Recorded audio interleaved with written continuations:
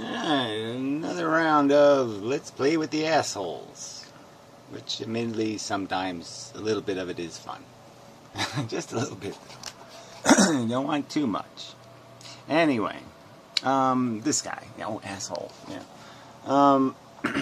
So, the subject of these value relativists. First off, I really find that the whole idea of it so offensive. That people who are value relativists, who are conceding they have no authority they're no closer to anything called the truth because there is no truth. There is no finding the truth. The truth doesn't exist. That notion is in of itself repugnant. That somebody would actually suggest that you should listen to me or I have some argument to make or something when you have no confidence that what you're saying is closer to something called a truth because you don't believe the truth exists. You don't believe there's a correct answer to any of these questions. So why would you tell other people what to do or suggest to other people or fuck with their destiny at all? Why would you feel that's your place? I mean, there's just something so pompous and arrogant and obnoxious in this idea that there's no truth and yet I'm going to talk about it. It just doesn't make any fucking sense. Really crazy shit. Now, the obvious answer to this scenario is because suffering is experienced subjectively. There is no objective standard by which to judge suffering because... Okay, so it's just so silly. Yes, we all have individual food tastes. Sometimes you'll put things in your mouth that would make me vomit, and perhaps vice versa. So that's not the subject. The subject is the process of vomiting, or is the process of, having some sword stuck in your neck, or whatever the thing would be. We know that there are certain sensations that are common to all sentient creatures, that you can find the button to push on it, the code, the numbers, that will create what is called this suffering sensation that we can put in a class and say this is intrinsically and fundamentally negative. Nothing wants to be in this state. Every biological organism that possesses the capacity to manifest the state to avoid things. Not because it's a good thing, because it's a bad thing. It is a fundamental design in the very rudimentary nature of the matter is validating the fact that this is a negative state, because the state itself creates a reflexive reaction. Even if it's a thought process, it's still a reflex, but anyway, of learning. And so it's quite obviously the whip is a whip, the carrot is a carrot. They are distinctly different, and we can understand that difference. To say we can't understand it objectively, rationally, logically, and sensibly, and can only understand it in some metaphorical, I don't really know what it means sense, is just plain silly. It's an experience unique to the individual. Each person suffers differently, and each person has different thresholds for pain. That's not the subject. The subject is whether people have pain and whether they suffer. It's not what makes them suffer. Again, this has been repeatedly stated over and over and over again. It doesn't matter what makes you feel. It's what you feel that matters, that has the value. Duh. This response, however, seems a bit too easy, and I don't think Andy would have asked me a question he probably already knows my answer to. Which got me thinking, maybe there's something more I'm supposed to take a... Well, whatever. I guess Andy's scenario was that somehow there's some equal bottom you can go to where everybody feels exactly the same repulsion and exactly the same amount of attraction, which is kind of just almost idiotic. But it really doesn't matter how loud the sounds are. We know the difference between a C and a B. We can tell the difference. The loudness doesn't define character, right? I mean, how slowly I say a word doesn't change the meaning of the word, does it? Away from this. So I did think about it a little bit, and in order to come up with a more meaningful conclusion, we have to analyze what the answer to the scenario implies. This is apparently a scripted video. Huh. Okay, I'll play a couple more minutes, seconds, and get out of here. This is kind of a waste of time. Clearly, it shows that judging suffering as the be-all, end-all standard for determining moral truth is faulty. Be-all, end-all standard for declaring moral truth. It's just the only statement here is that it's the currency. You don't understand this? You don't understand that this is the value, the one true value, that all the gold is relative to this, the diamonds are relative to this, everything that has value is relative to this standard currency, that this is the real currency, this is what the dollar actually buys. This is like if you had a gold standard, this would be the gold. Okay, is the idea of a sentient creature's welfare. That is what we trade every day. When you make a bargain in China, what makes the bargain significant? Oh yeah, that's the labor of the Chinaman. And the welfare of the Chinaman. We all kind of are aware of that. There was slavery for thousands of years, as you acknowledge. Why did it exist? Because there was value, comfort to be gleaned from slavery. Not because it made fake things, but because it made sentient beings. It changed their comfort state. You don't understand that that's the reason? You don't think people had slaves or harems full of bought and sold women because it changed their comfort state? That's the value. Sentient comfort.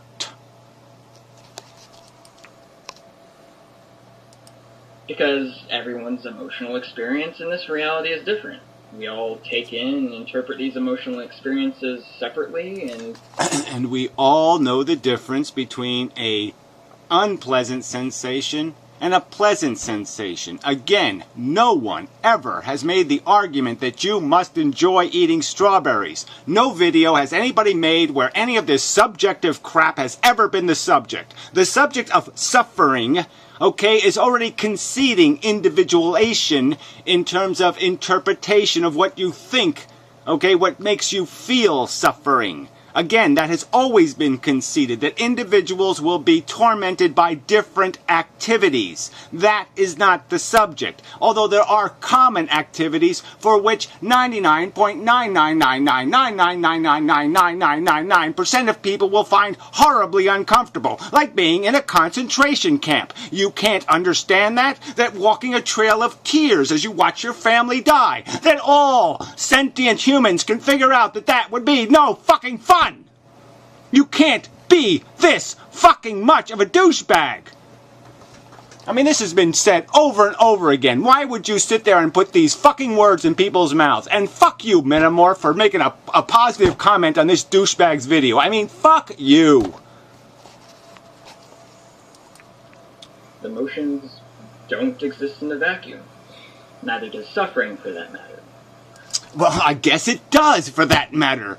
It exactly does. We happen to be in a spatial vacuum, fuckhead. The planet Earth happens to be in a spatial vacuum. And yet the suffering does fucking exist. It's happening on the surface of the planet Earth. When there was just rocks and lava, it was a different planet than when sentient beings rose out of the mud, you stupid dumb cunt. And you can't tell the difference? You can't tell the welfare difference, the value difference of a planet populated by zillions of fucking sentient organisms and a planet that is lava and rocks? No, you're not that stupid. You have so many fucking words shoved up your ass, okay, that you can no longer tell the difference between one and the other. And you just start puking these little blobs of shit as if it means something. This is gobbledygook. This is goddamn, again, a 6-fucking-year-old can tell that suffering is important. A significant value component. A 6-fucking-year-old could more reliably describe the truth than you fucking anal assholes. Oh, man. Enough. So back to the horror. Wank. And do you really think your wanks are worth it? So you're making quantitative judgments without any standard metric, again. So I can just say, yeah, my wanks are totally worth it. Okay, so he says he can jerk off, and that's worth somebody dying of radiation sickness. Fine. That makes lots of sense to me. Sure, it's worth the slavery. Slavery was worth it because people got to wank off with silk tissues. Wow. God, you people suck. You just suck. Gotta love those silly addictions. And then frivolous, the argument so I mean, that's the depth of the argument. Gotta love those silly addictions. Okay, so we'll satisfy our addictions, greenhouse gas ourselves to death, create a horrific dystopia, and you'll feel all proud of yourselves. Wow, we sure did that the human way. Way to go. Oh, man. Frivolous function, that everything we do is pretty much... I apologize to the universe for my human genetic code.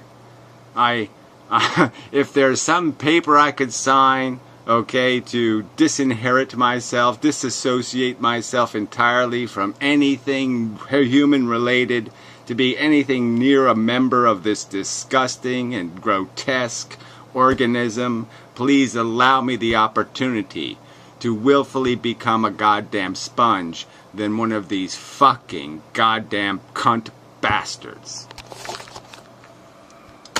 Much for... Oh, shit. The frivolous purpose of replicating a molecule. Everything that we do is in service of this quote-unquote frivolous purpose. Everything we do. So when Einstein studied physics and came up with E equals mc squared, he was really working on trying to replicate his molecule. No, he wasn't. In what sense is it frivolous? I mean, frivolity, of course, is a judgment that a human subject places on something, is it not? Yes, exactly. That it's very weak. Okay, our gratifications are crude, superficial, and there's another word like crude that's even better. Crass. They're crass. Yeah. All right. We don't give gold medals for helping old ladies cross the street the fastest. No, we give them for silly nonsense. And that makes us silly nonsense. Places on something that has no meaning to them. But if this thing is the driving force behind everything that we do. Right, and it just might as well be a pink balloon. You might as well just be, drooling retards, but yeah, I guess you haven't evolved too far from that standard. Including ascribing meanings to things, etc. I mean, I find meaning in sexuality. People find meaning in playing with their kids, right? Again, it's not the subject, but yeah, and the fact is these are all very superficial pleasures, okay, and it's part of the addiction. That's the word addiction means, is that for a superficial gratification, you're compelled, okay, because the absence of it all of a sudden becomes an obsession. And I think everybody kind of understands that scenario in the sense that you want something for years and then you get it and then you say, wow, what a headache this is. What else is there? What's the next thing? Yeah, because we're made to be dissatisfied by design, not satisfied. We're not made to lie comfortably in the couch. So, if everything is for the purpose of replicating this molecule, quote unquote, in what sense is it frivolous? It seems to be a contradictory statement. Well, replication for the sake of replication, it's circular. Circular things tend to be frivolous things in the sense that there's nothing redeeming in there. It's just circular, it's self-justifying, which tends to be evidence of lack of function. How come that argument doesn't make you feel something? It's not about my feelings. Well, you said it was in the beginning of the video. You said it was about your feelings. I didn't evaluate any argument on the basis of how I feel. Well, you did. You told us how you feel about it. It feels like, that's what you said, it feels like the ontological argument. Propose any statement on the basis of how I feel. Again, misreading. Survival for the sake of survival. Perpetuation for the sake of perpetuation. How come you don't feel something about that? Like, somehow that doesn't sound quite right. It doesn't sound right, actually. And the reason why it doesn't sound right is quite simple. Survival and perpetuation are not means. So we don't survive for the sake of survival. We do other things as means to the end of survival. Survival is an end. Yeah, whatever. Oh, word game much? Yeah, no. The end is survival. The means is what you will be required to have survival. You breathe, you eat. These are things that are means to the end. And yeah, but they're means that are all necessary. So let's not pretend. And they all exist for only the purpose of surviving the DNA molecule. So it's not even about your personal survival or longevity. It's just about the replication of the molecule, and that is the design. The salmon swims upstream having no idea that it's signed up for a death sentence. In itself. Perpetuation is an end in itself. You're confusing ends and means. Yeah, I guess I would just say, no, I'm rubber, you're glue, buddy. Yes, I'm being a bit mocking, because this is just so glib. Like I said, the most important question I think the human race could possibly ask itself is, are we doing good enough? Wow, I'm gonna love this answer. Okay, let's see what he says to that. Like there's some other more important question, but let's see what he says. This ought to be good, right? I mean, this ought to be good, right? Come on. Let's see what he does with it. The most important question was, what is the value of the human endeavor, or human life, or however you phrased it? Because those aren't the same question. Are we doing good enough? No, we're not doing good enough. Probably isn't such a thing as doing good enough. Probably isn't such a thing as doing good enough. Oh, so why are we keeping the engine running? So the car's not running well enough, but we'll just run it anyway. We're losing money, but just keep doing it. Why? Because we can't tell stupid people to stop having babies. Oh. Gee, that's a great reason. Not. I'm perfectly prepared to concede that it is immaterial to the point. Well, I think it's pretty material, really. Yeah, it's not good enough. If it's not good enough, you don't buy it. You don't pay money for it, right? You don't purchase things that aren't good enough, right? How are we doing? And if you're going to answer we're doing just fine, or we're doing good enough, or that we have done good enough ever, I think you're full of shit. I would think I was full of shit too, actually. So why are you being an asshole? You've just conceded the argument. So why are you arguing as if you don't concede the argument? You have just conceded it's not good enough. You know that. You don't seem to have any doubt about it. You said it pretty aggressively. You didn't have to value relative it all over the place. You didn't have to dissect it into a zillion pieces. You kind of just said, yeah, okay, I conceded. It is a mess. So why would you perpetuate a mess?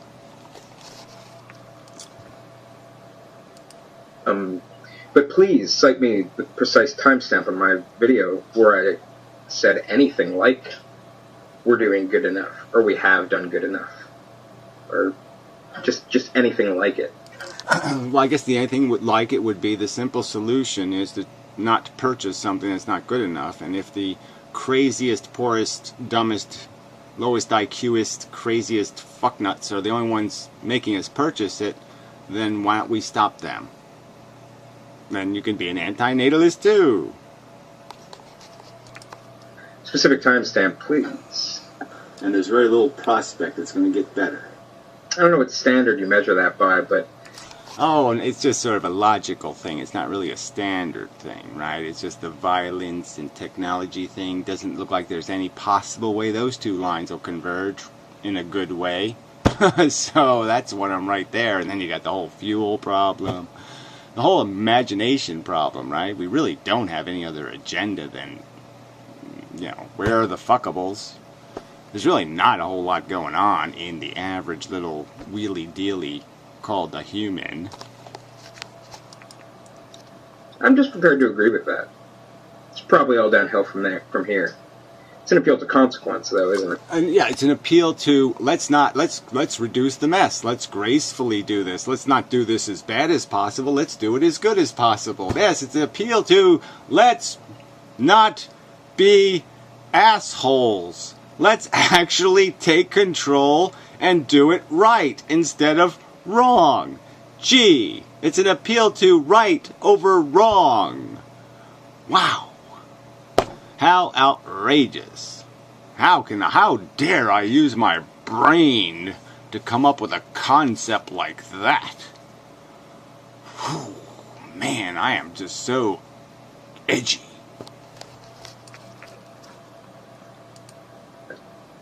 So he starts talking about Schopenhauer, which is kind of useless. He is dead, You heard it here first, folks. The ideas of dead people are useless. Well, I just mean that, you know what, it would be, how they would be more useful is if we heard their after-death testimony. I mean, I'd love to hear, like, Nietzsche's novel of the after-death, the Syphilis Go Insane chapter, and how that was all worth it. I mean, that would give them a little more integrity.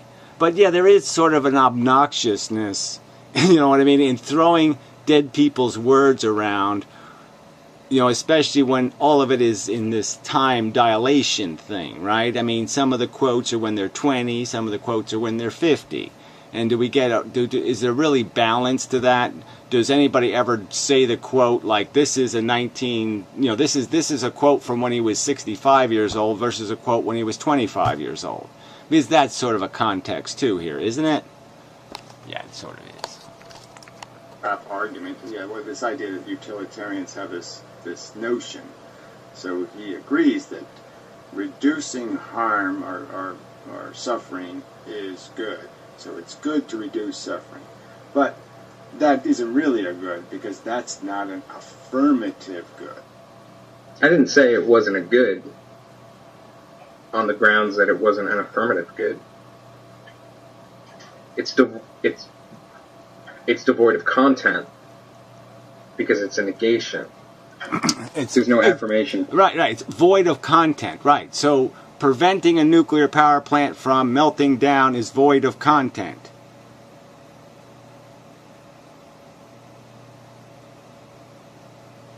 Preventing a nuclear power plant from melting down is void of content.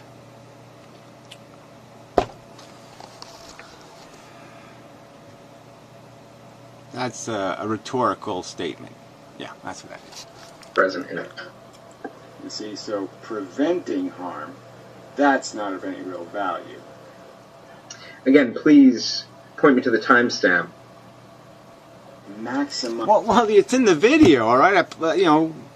I think I played your clip on that one, didn't I? But it doesn't matter. But, I mean, clearly you said that there has to be this affirmative thing. Those are your... I mean, I didn't misparaphrase you anywhere here. But, I mean, yeah, I guess I can find the timestamp if you insist. Maybe whenever it's done, we'll get to that. But, I mean, you did make it clear. You said negating is not affirming. And so you can only do the affirming thing. That's what you said. You said preventing harm is good. Then you had a big but. But it's not affirming. That's what you said. Strike me dead with a gigantic unicorn turd if I'm misquoting you. It's good stuff, and just don't worry about the bad stuff. Don't worry about the bad stuff? Where are you getting this from? You said preventing harm is good, okay, but it's not affirmative. We should do love and touchy-feely shit. That's what you said. I can't believe I have to go back to that horrific video and actually play that tripe. But I will do it when this is over. It's not in the video that I put up. Yes, it is. And it'll all work out. Because love cures cancer. It's not a matter of whether or not it all works out, first of all. Second of all, Yes, it is a matter of whether it all works out. That's the whole fucking point of this whole fucking conversation, is that it has to work out. The nuclear power plant can't melt down. If it melts down, that's called a colossal failure. Okay, the whole objective here is not to have colossal fail. I don't think it will all work out. All signs point to no. Well, then you don't...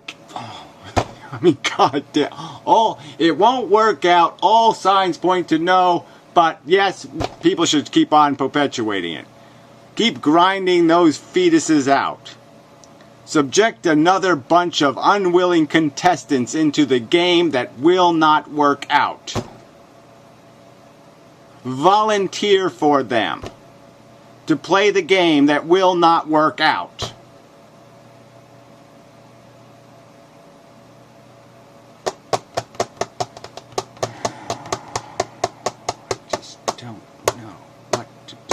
About how stupid this conversation has gotten.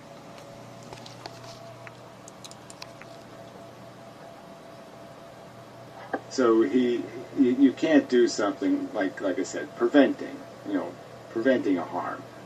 I feel like a broken record, but timestamp, please. I'll play your fucking clip, okay? I think I did play it, but I'll play it again, or I'll play it.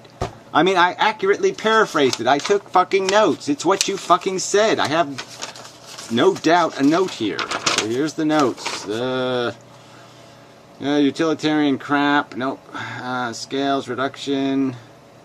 Ad sermonum. No, that's not it. It must be on the other piece of paper. Well, anyway, I have it. Is a negative way of thinking. That's a negative way of thinking. Yes, someone in my comments section misunderstood this one as well. Oh, now we get it. Oh, okay, that's it. There's a misunderstanding, and it's our fault, of course. So it's also the person in the comments misunderstood, and it's his fault, and it's my fault. I misunderstood. You couldn't have possibly said it incredibly inarticulately and maybe just concede, okay, sorry, I used poor choice of words. Sorry. You can't just say that instead of making this accusation that I've somehow misparaphrased you or misunderstood you. Okay, in some sort of overt, sloppy, my fault way. You couldn't even do that? Shit. When I say negative, I don't mean you should be positive or you're being negative. That's not the point, right? If I say there is not a chair in my room, that is a negative statement. There is not something, right? If I say there is a chair in my room, I am affirming something. Well, whatever. The point is, you said, look, preventing harm is good, or preventing suffering is good, but it's not affirmative.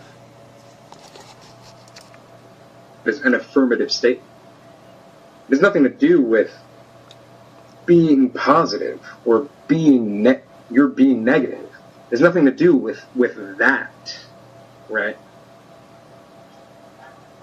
And so, yes, ethics should start with an affirmation. Drinking is fun. Yeah, okay, that's affirmative.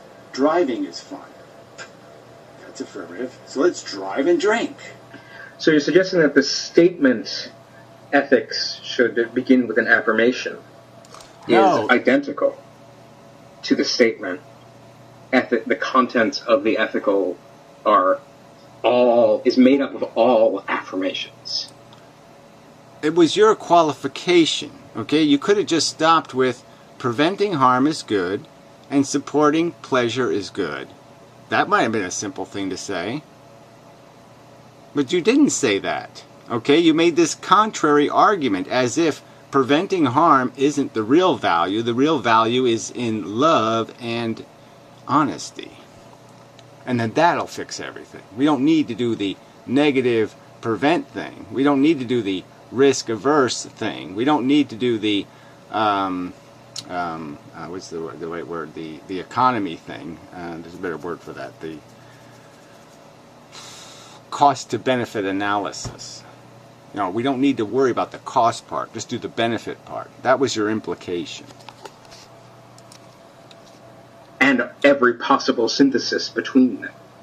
I mean, if anything, ethics is a heuristic for distinguishing affirmations that are valuable and affirmations that are not valuable. Well, I don't even know. Valuable to who? Right? I mean, jeez, you can't keep doing shit like this. How can you claim a value that now is somehow elevated to some generic term when you are already said that you don't believe there's any such thing as a generic? It's not. It's just simply not a question, right? Clearly, there is non-parenting here. So anyway, Clearly there is non-parenting here. Damn. Yeah, so I don't know what that means. it's a typical thing. So he's going to tell me what he values. So of course I'm supposed to value what he values. Yes, I told you what I value. Things that I value. Please show me the timestamp where I say that you should value the same thing. Preventing suffering is good, but that was one of them. And then I should value, what was the rinky-dink crap? Love. You said I should value that. And honesty, as if I shouldn't just disvalue dishonesty, which makes more sense to me. Yeah, I mean, I shouldn't even have to say the word honesty. We shouldn't even have to expect it. I mean, it doesn't. It's a total non sequitur. Anyway, so he thinks love and honesty and kinship and whatever will save the day. So if we all invest in love, honesty, kinship, and whatever, everything will be fine. Didn't say that everything will be fine if we invest in these things. Well, then why the bother with it? Why the fuck the bother? The point is, I'm arguing things aren't fine, things aren't going to be fine. That means we have to turn the thing off. You're arguing we shouldn't turn the thing off even though things are not fine and will never be fine. And I think you should give me the reason why we don't turn it off. And you're saying the reason we don't turn it off is love and honesty and kinship and whatever. No, I don't. I haven't made a mistake here. Your video was shit, and now you're trying to, reform the shit into a different shape, and it's really not going to fix it. It's still shit. You can't reshape it into something else. Wasn't advocating love, honesty, kinship, etc. Yes, you were. I wasn't advocating those things. Yes, you were. I said here are examples of positive values. As opposed to the negative value of preventing harm or suffering. As opposed to. That seems like the kind of thing where you're saying, do this instead of that. This is affirmative, this is negative. That sounds like a suggestion to me. And I don't see how... And the fact is that you are elevating the reduction or eliminating of suffering to a point of privilege above every single one of those values. That seems... Yes, the argument was the thing is too broken. Okay, it's too cost ineffective. That's what I said right at the beginning of my video. I pointed out that's pretty much the subject, is the two-part on the suffering subject. We haven't not really talking about the imposition subject, which is my opinion is a real game ender. Okay, but even without the imposition argument, you still got the two. Okay, too expensive, no buy. Okay, that's my argument. Your counter argument is, yes, it's too expensive, buy it anyway. To me, to be arbitrary. Didn't say, at no point did I say. Right, it's arbitrary, except you suggested that preventing suffering is good. And you'll concede that your opinion that preventing suffering is a good is just arbitrary. That would almost cause a convulsion. It's like a computer doing, whatever. 3-bit logic. It just isn't going to work. That anything is going to work out fine. No point did I say that you should believe that. At no point did I say, hey, we should get on this bandwagon together, man. And there's so much evidence. Yeah, but you did say, I don't get it. What is this stupid argument they're making that there's some kind of problem? So, they believe that the game is too expensive, and they're arguing we shouldn't play it anyway. And I'm arguing the game's too expensive, and we should just keep playing it anyway.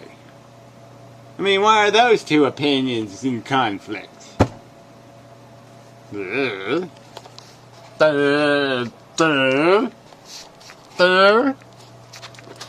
Instead, we are so full of love. Didn't say that there was any amount of evidence that's saying that we are full of love rather than bigotry, or you go on to give a few examples. Didn't say that at all. In fact, it would be a naturalistic fallacy to say that. Just going with your but, okay? This is the but. You offered this alternative. My argument was, let's prevent the harm. You butted that argument with the, well, let's go with the lovey-dovey thing. That's the affirmative approach. It's the is-ought problem, right? It's not the case that we are or are not filled with love, or however you put it.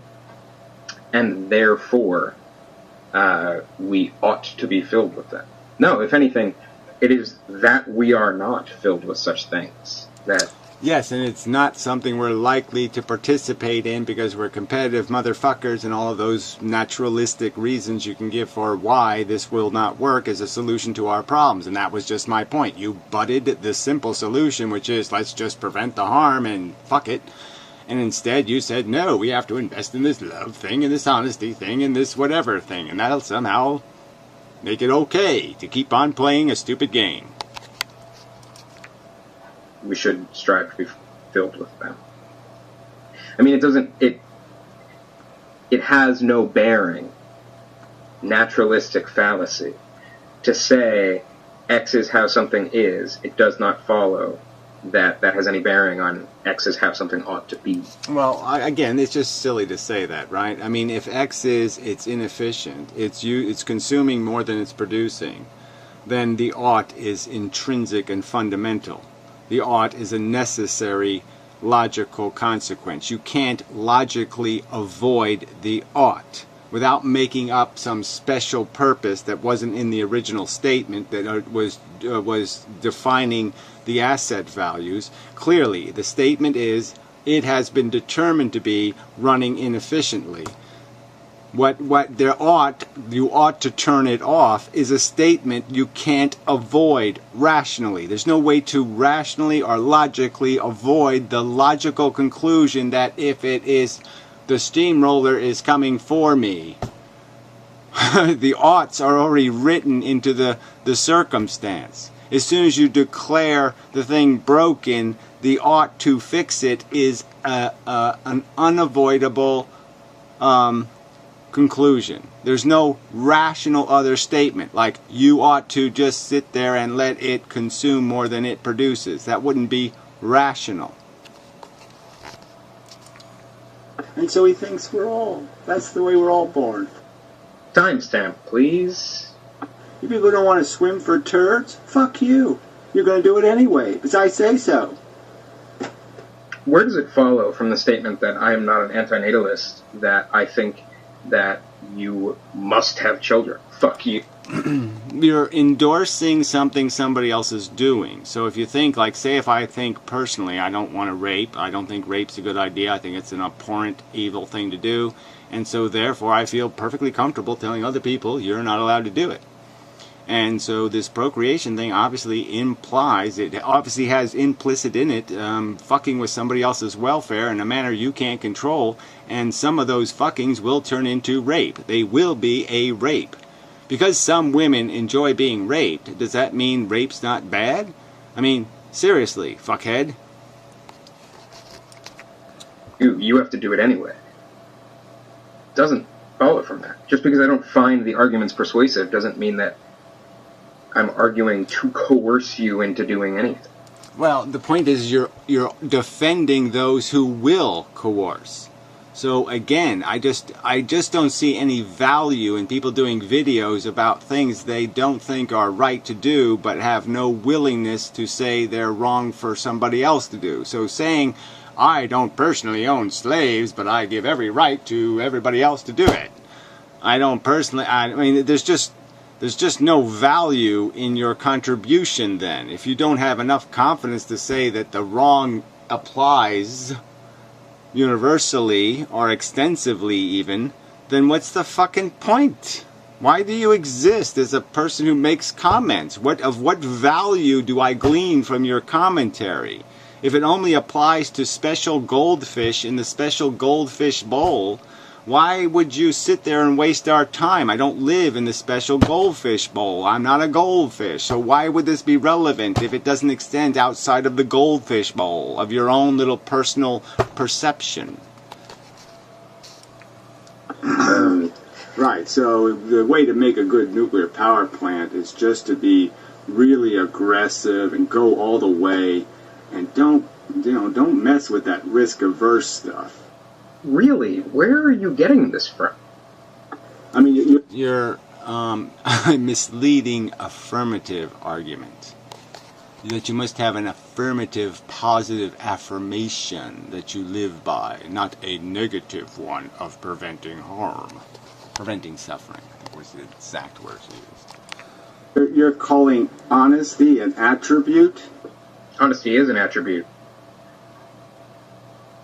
Again, this is one of those things where now I think it's the white space that's actually the thing, right? I think the dishonesty being a negative thing is the real thing.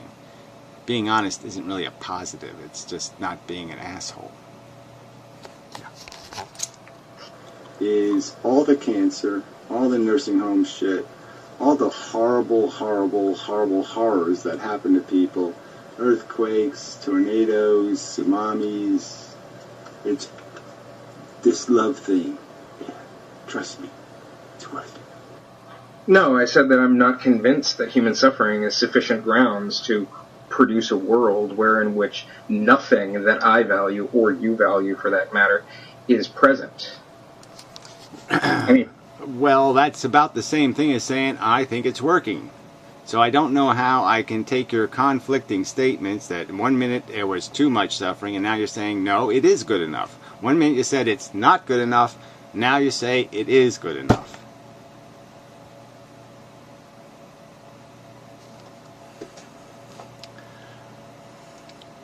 I mean, that's what he did, right? I mean, come on, people. The definition of value is something that you want to propagate, something that you want to spread in the world.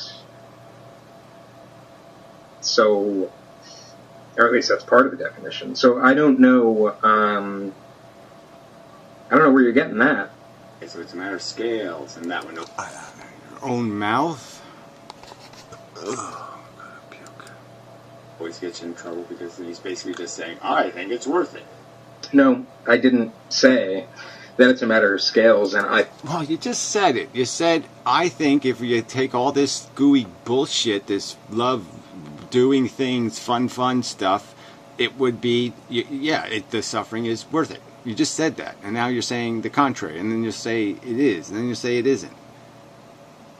What do I do with this shit? There's no way to coherently argue this back and forth. I think it's worth it. I said that the antinatalist wager was that it is a matter of scales, and the conclusion is that you don't think it's worth it. And the fact of the matter is that... Yeah, and you said it's not good enough. So you didn't mean it's not good enough to keep doing. You just mean it's not good enough to say it's good? Is that it? I mean, that's not the standard of not good enough. I mean, I think there's no way you could miss that in my statement. I said too, T-O-O. I mean, I made it clear that it's too rotten. Not just a bit rotten, but no way bad enough to worry about. I can think of at least 5 times in this video so far where you have explicitly said that it's a matter of value, it's a matter of returns, it's a matter of consequences, it's scales. No, yeah. I've said that it's a matter of the commodities, and I'm saying we're consuming too many emeralds to create our diamond. Yeah. It's not efficient.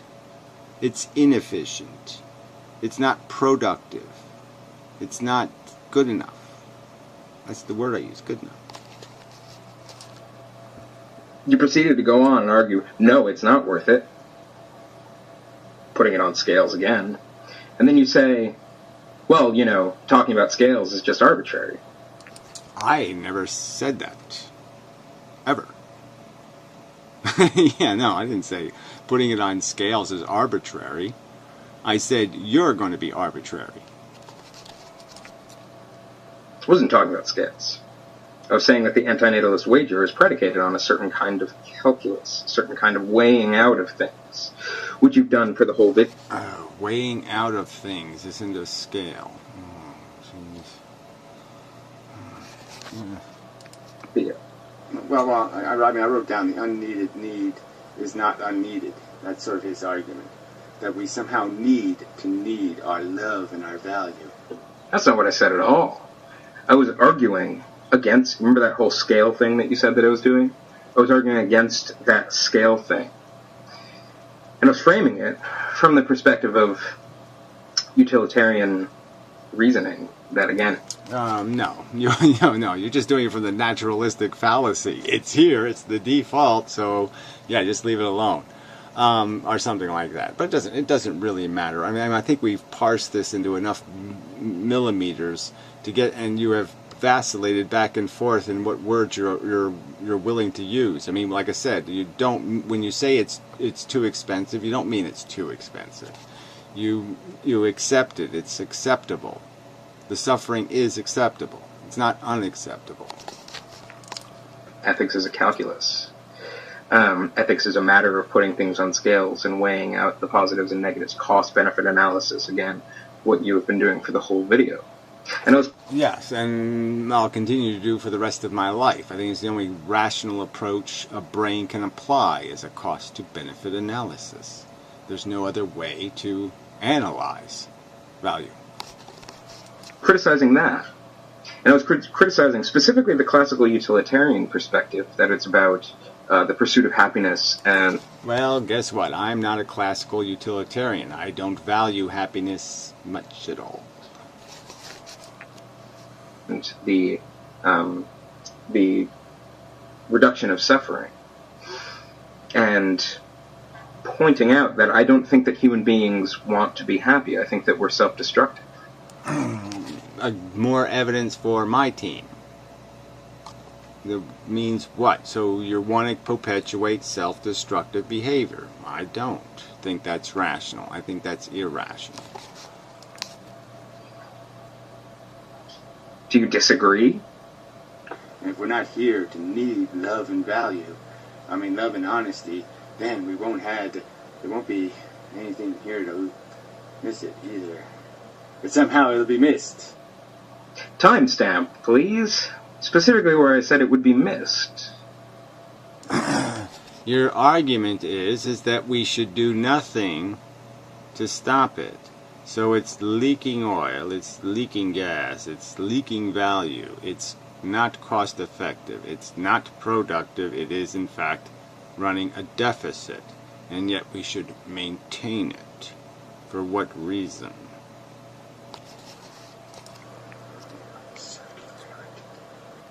Yep, that's why I didn't make that argument. There's a simple question, right? Is the universe substantially diminished because the Martians aren't here loving and telling the truth? Are you asking me if I think that the universe would be better if there were Martians doing things that complex organisms do? Participate in social configurations? Communication, for instance? Holocausts and It's an interesting question. Machete I think that the wars. universe probably would be better if there were more things that I value in it. At least Okay, so there'd be more things that he values, even if they are running a deficit, even if they're leaking oil, leaking blood, even if they are not good enough,